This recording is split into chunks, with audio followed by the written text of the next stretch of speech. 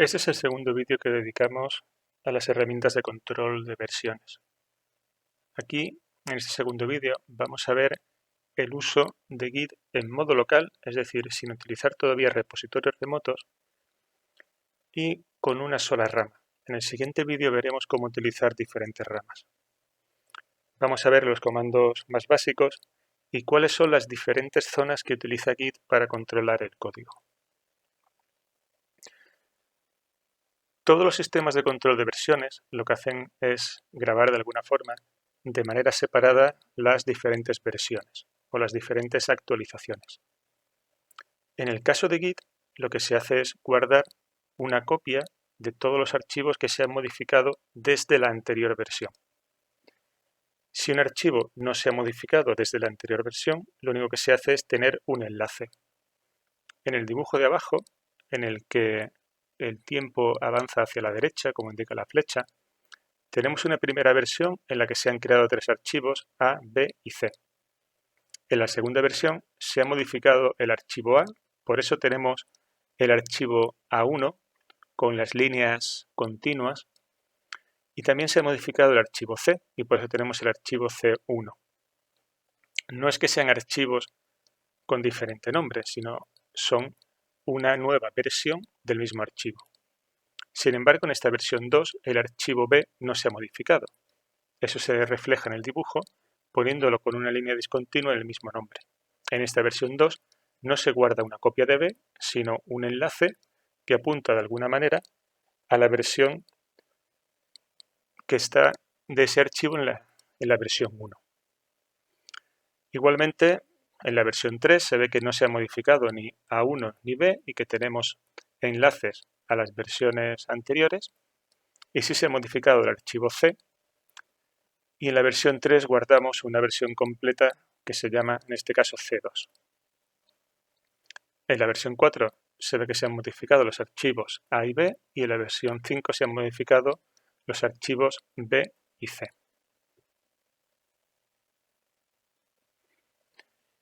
Git puede funcionar en modo local y en modo remoto. En este vídeo vamos a ver solo acciones que se van a hacer en modo local. Modo local significa que no necesitamos acceso a Internet y que no vamos a estar sincronizados con el repositorio remoto. En el último de los 4 vídeos veremos cómo se maneja Git o cómo funciona para estar sincronizados con ese repositorio remoto.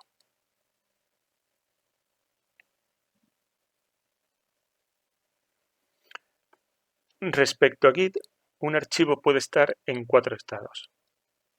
El primer estado sería que no está seguido. De alguna forma, Git todavía no tiene información sobre ese archivo.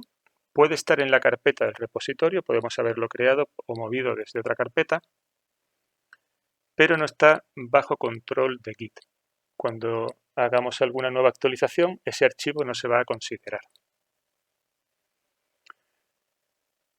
En los siguientes 3 estados, el archivo sí está ya bajo control. En primer lugar, puede ser que esté modificado. Eso quiere decir que se ha cambiado el contenido del archivo desde la última vez que se guardó en una actualización y que esa modificación todavía no se ha marcado para guardarla en la siguiente modificación. Si modificamos un archivo y lo marcamos para guardar, pasamos al estado de preparado. De alguna forma, lo que estamos diciendo es que ese archivo ha modificado su contenido desde la última actualización que se grabó y que lo hemos marcado, lo hemos indicado para que se guarde cuando hagamos la siguiente actualización. Y confirmado quiere decir que la última actualización guarda el estado actual del archivo. Es decir, el contenido del archivo no se ha modificado desde que creamos la siguiente versión, la siguiente actualización. Cuando se crea un proyecto de Git, se trabaja en 3 espacios distintos. En primer lugar está el directorio de trabajo, que es lo que ve el usuario, lo que ve el programador en este caso. Es la versión que se puede ver si hacemos un listado o desde el explorador de Windows. Luego tenemos el área de preparación, que realmente lo que guarda es el listado de los archivos que se van a grabar en la siguiente actualización. Este área de preparación es un índice, también se llama index en la terminología Git, y como digo, lo que se hace es guardar ahí cuáles son los archivos que han pasado según la lista anterior del estado modificado al estado preparado. Y finalmente tenemos el repositorio. El repositorio en principio es una carpeta oculta, es una carpeta que empieza por puntos, se llama .git, y ahí es donde está la base de datos que utiliza el sistema Git para guardar las versiones anteriores.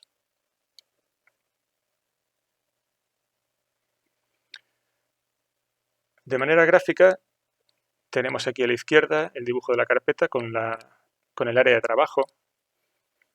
Ahí modificaríamos los archivos añadiendo las nuevas funcionalidades, arreglando errores, etc.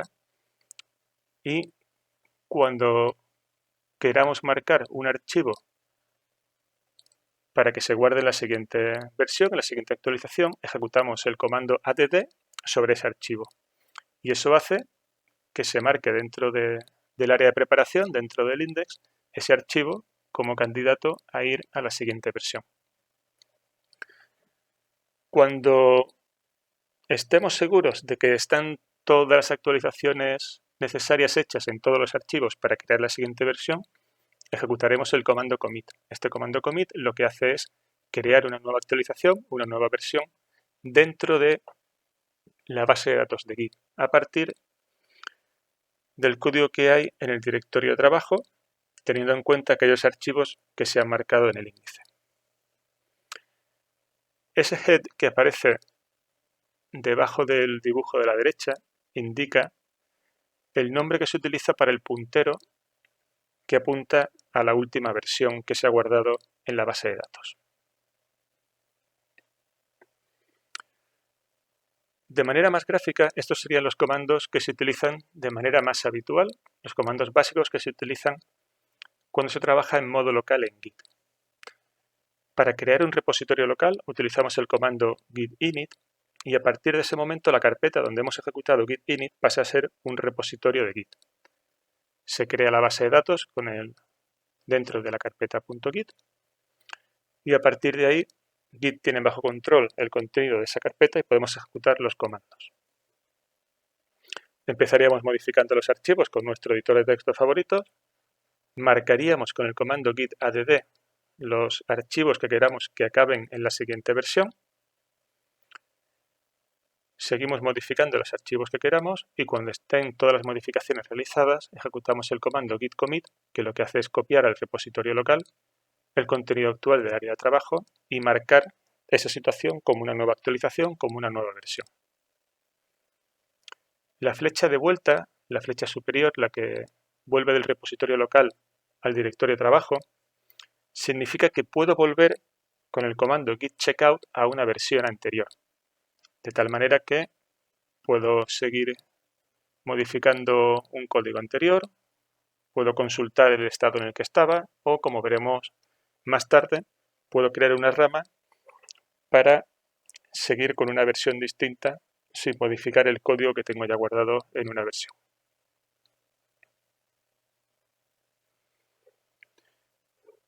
Cuando se empieza a trabajar en Git es necesario configurar parte de la información. Sobre todo cuando vamos a hacer una aportación a un repositorio remoto, tenemos que saber cuál es el nombre del usuario y el correo electrónico del usuario, para tener un control de quién ha hecho cada versión, cada actualización del sistema. Para eso utilizamos los comandos de configuración git-config con los parámetros username y user email. En este caso la opción --global significa que esos parámetros user.name y user.email se van a aplicar a todos los repositorios con los que estemos trabajando en Git.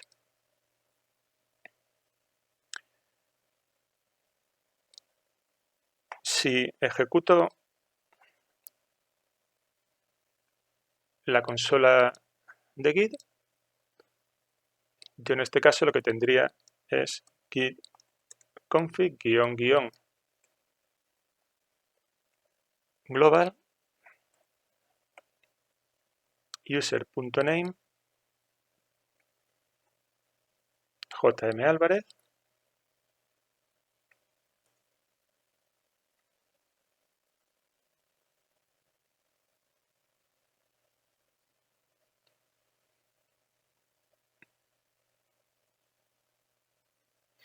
perdón, hay una errata aquí, he puesto global y es global.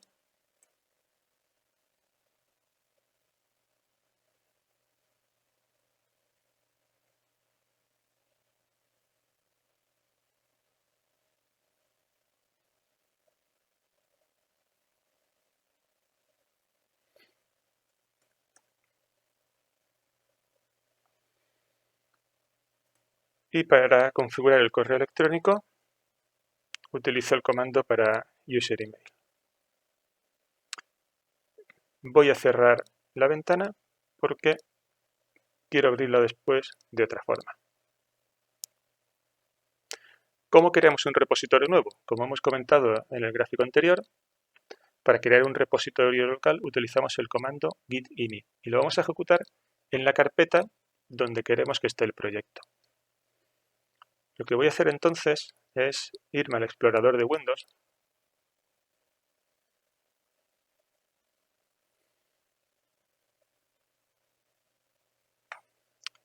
Voy a crear una nueva carpeta.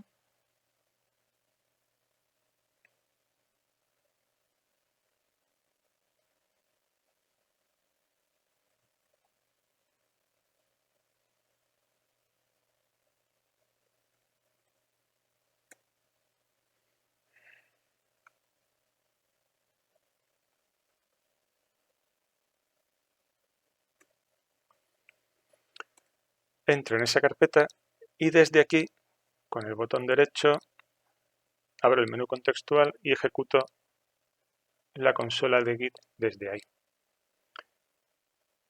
De esta forma ya la tengo abierto en la carpeta en la que quiero trabajar y ejecuto git init. Bueno, antes de ejecutarlo, si hacemos un listado, incluyendo los archivos ocultos, veremos que es una carpeta vacía, donde las dos únicas entradas que tenemos es el punto que se refiere a la carpeta actual y el punto que se refiere a la carpeta padre. Si ejecuto git init,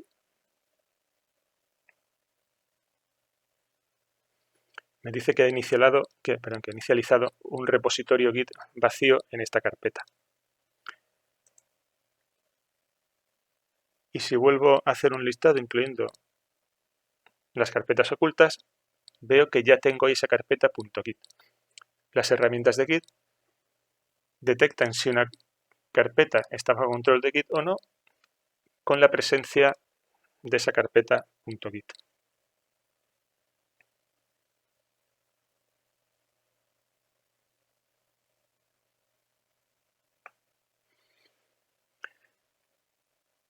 Como ya dijimos, el comando add sirve para que un archivo que se ha modificado se marque para estar presente en la siguiente versión. También sirve para poner bajo control de Git un archivo cuando se crea en la carpeta desde fuera de Git. Dijimos que el estado inicial era no trazado, untracked, y si ejecutamos sobre un archivo que no esté bajo control, el comando git add también entra bajo control y se pone en el área de index.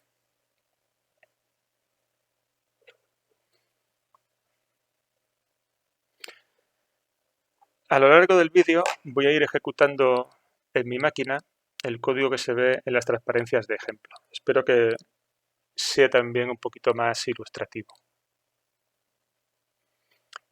Así que lo que voy a hacer en primer lugar es crear un archivo que se va a llamar hola.cpp, le voy a dar el contenido, voy a ver cuál es el estado con el comando git status y luego voy a añadir al control de Git ese archivo con el comando git add.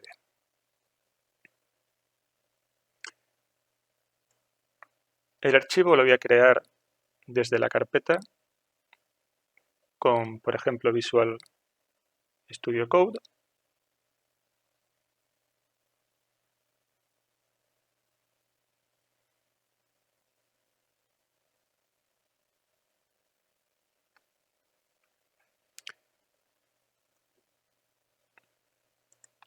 Escribo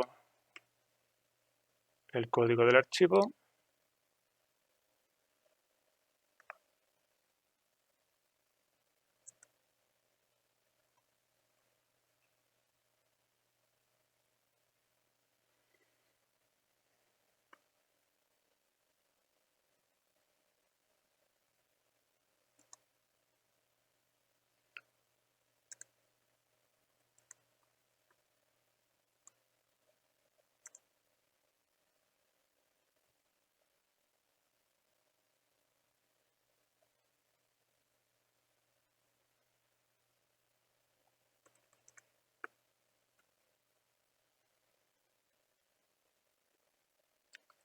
Y lo grabo. Le voy a decir que sea un archivo C++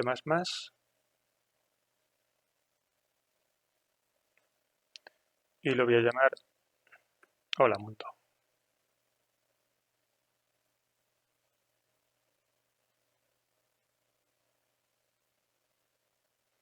O bueno, solo hola, que es como viene en las transparencias.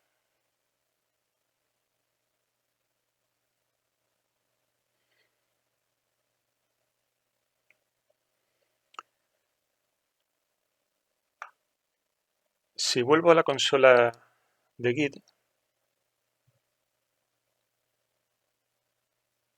y hago un listado, veo que tengo ya ese archivo en la carpeta del repositorio.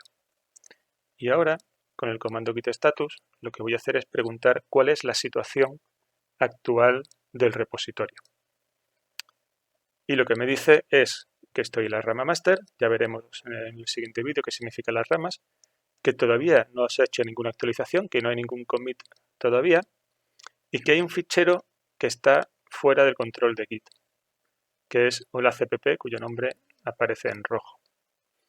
Y como nos sugiere, para ponerlo bajo control, ejecuto git add hola.cpp. Si le pregunto ahora cuál es el estado del repositorio, lo que me va a decir es que hay cambios que aún se tienen que guardar en una actualización. Changes to be committed. Este archivo se ha cambiado, todavía no está en ninguna actualización, pero ya está marcado en el área de index para cuando hagamos el commit guardarlo en la próxima versión.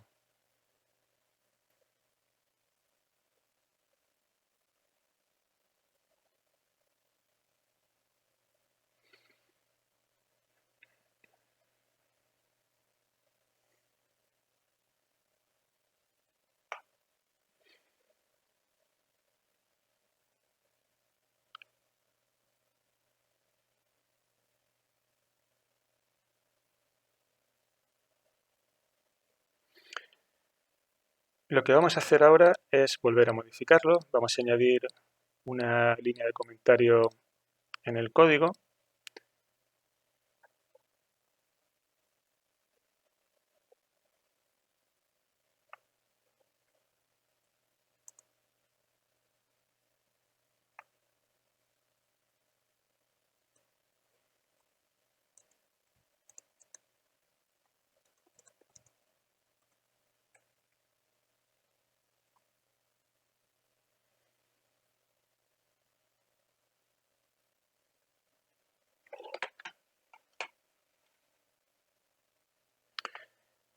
Y vamos a ver cuál es el estado del repositorio. Lo que tenemos ahora es un archivo que se ha modificado y que no está marcado para guardarse. Cada vez que se modifica hay que volver a añadir los archivos al índice. Entonces tendríamos que hacer otra vez aquí git hola cpp.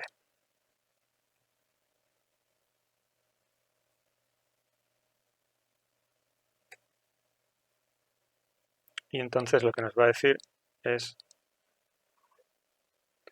que tenemos un nuevo archivo y que los cambios están marcados para guardarse.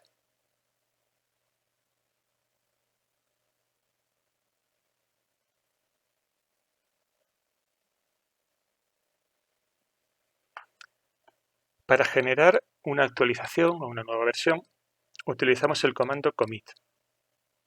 Este comando tiene un parámetro asociado, en este caso el "-m", con una cadena de caracteres detrás. Todas las actualizaciones tienen que tener un comentario explicativo sobre esa actualización. Podemos poner lo que queramos, pero lo habitual es explicar por qué se ha hecho ese cambio, cuáles son los cambios que se han introducido y qué consecuencias espera que se tenga. Como se ve en la última línea de la transparencia, se puede hacer a la vez añadir un archivo al índice y guardarlo en una nueva actualización. Nosotros solo vamos a ejecutar ahora la actualización porque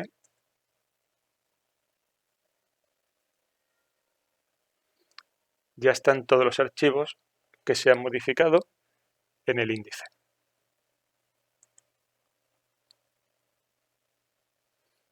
Así que tengo un comentario que va a poner primera versión. Si recordamos del primer vídeo, cuando instalamos Git, una de las opciones que había que marcar en la instalación era cuál era el editor por defecto. Nosotros seleccionamos Visual Studio Code. ¿Y para qué sirve eso? Si yo hubiera ejecutado el comando anterior sin el parámetro "-m", tendría que haberle indicado cuál es el mensaje que quiero poner. No lo voy a ejecutar ahora porque no hay nada que hacer, pero si lo ejecutara, cuando no le indicamos el parámetro "-m", lo que hace Git es arrancar el editor por defecto y ahí se escribiría cuál es el comentario asociado a esa actualización.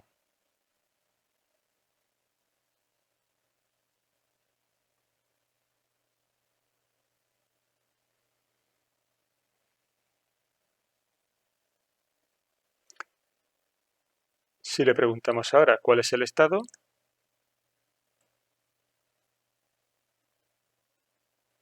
nos dice que estamos en la rama master y que no queda nada por guardar en un commit, en una actualización, que el espacio de trabajo está limpio, es decir, no se han añadido archivos que estén fuera de control de Git, ni se ha hecho ningún cambio que esté sin marcar en el índice y sin guardar en ninguna actualización.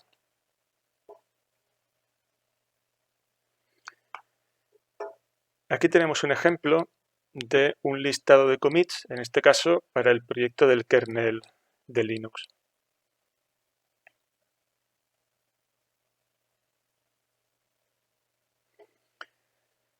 El comando diff me permite saber cuáles son los cambios que ha habido desde que se guardó la última actualización con respecto a lo que está en el área de trabajo.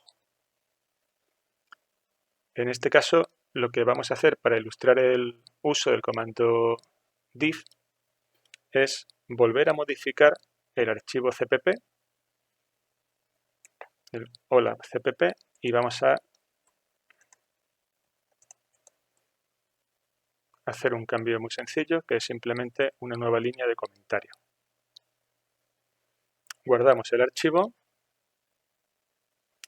Si preguntamos cuál es el estado del repositorio,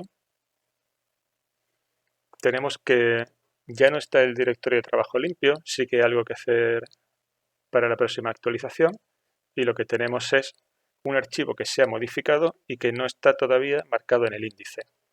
Por eso nos sugieren que hagamos un git add. ¿Qué ocurre si ejecutamos git diff de hola cpp?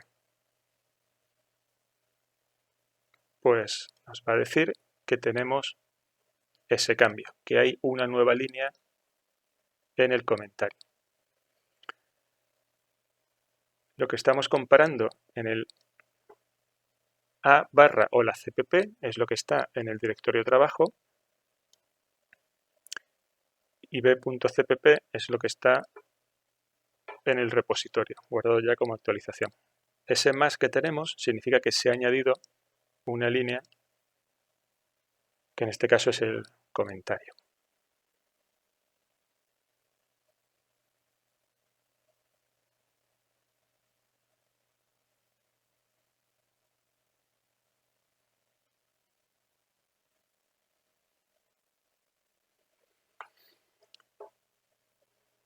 ¿Qué otras instrucciones básicas tenemos? Git checkout, que me permite volver a una versión anterior. Git rm, que me permite quitar de control de Git un archivo. Y git log, que me permite ver un historial de cuáles son los commits que se han realizado. Aquí en el ejemplo se pone un git log con la opción --one line, que es una versión reducida del registro de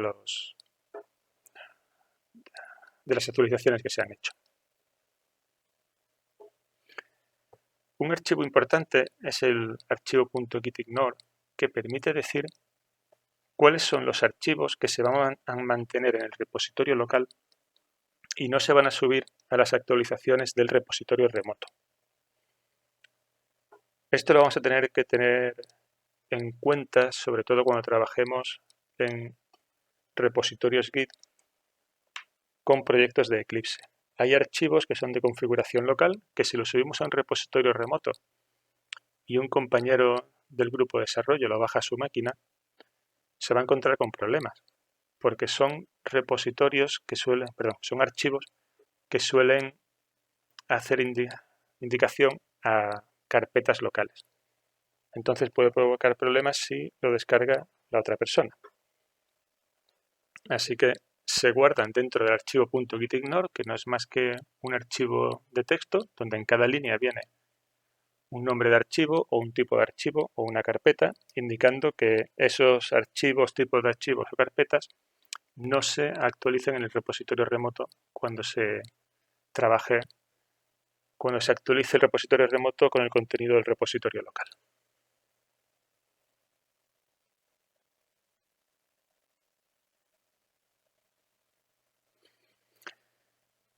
Vamos a hacer un nuevo cambio para tener otro commit.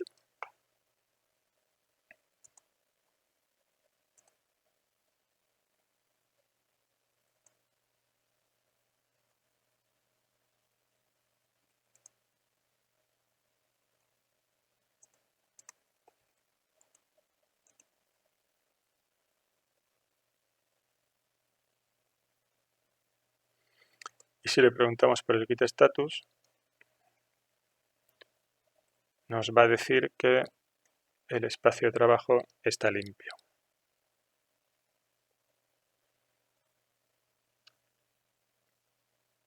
Si ahora preguntamos cuál es el historial de los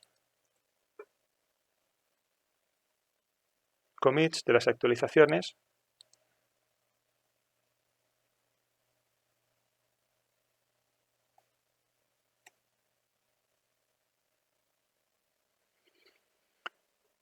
tenemos hechos 2 commits.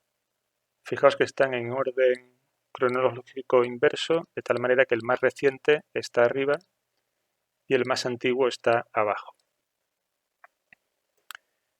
Si yo ahora le pido que me muestre aquí el contenido de hola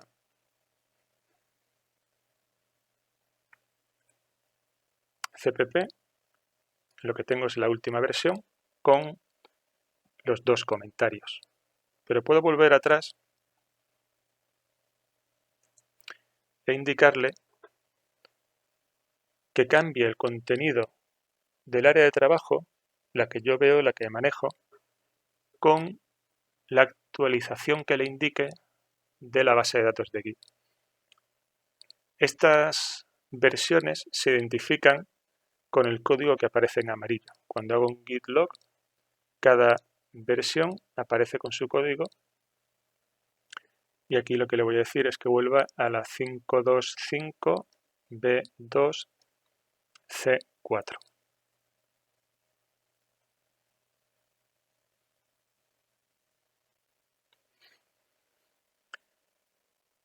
Si yo muestro ahora el contenido del archivo o la CPP, lo que tengo es la versión anterior. Fijaos que aquí solo está esta primera línea de comentario y no está la segunda línea de comentario que incluimos en la segunda actualización, pero que no se había hecho todavía cuando grabamos la primera actualización.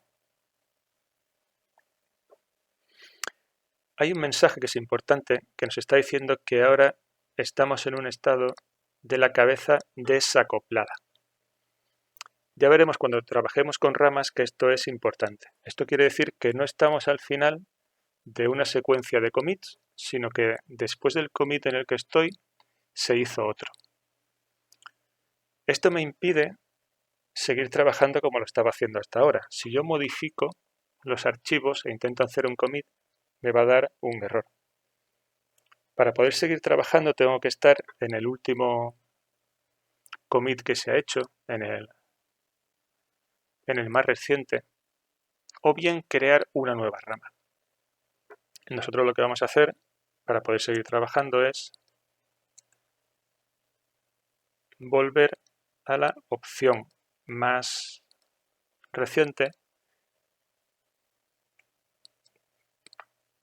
que se puede hacer ejecutando el comando checkout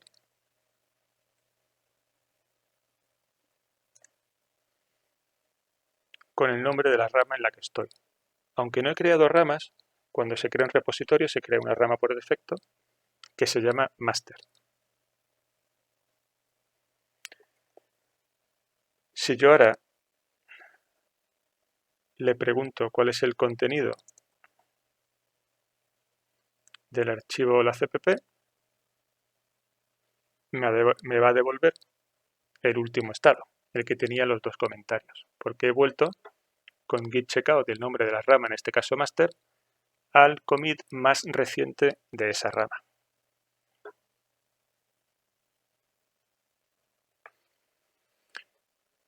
Aquí lo que tenemos es un pantallazo de una de las versiones gráficas de Git, en este caso una de las más sencillas, Git-K, donde muestra que hay dos commits y que estamos en la rama master. El primer commit pone actualizado hola CPP y el más moderno, nuevo cambio a hola CPP. Este rectángulo en verde lo que me está diciendo cuál es el commit en el que estoy actualmente.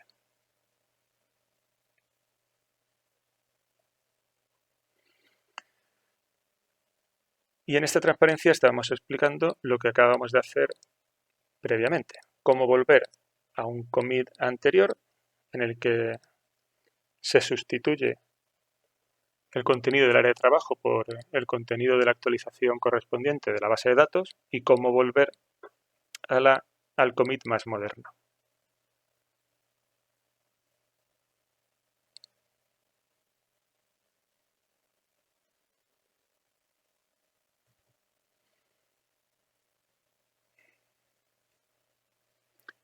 Y finalmente lo que vamos a ver es el concepto de etiqueta. Una etiqueta no es más que un nombre que se le puede asignar a algún commit.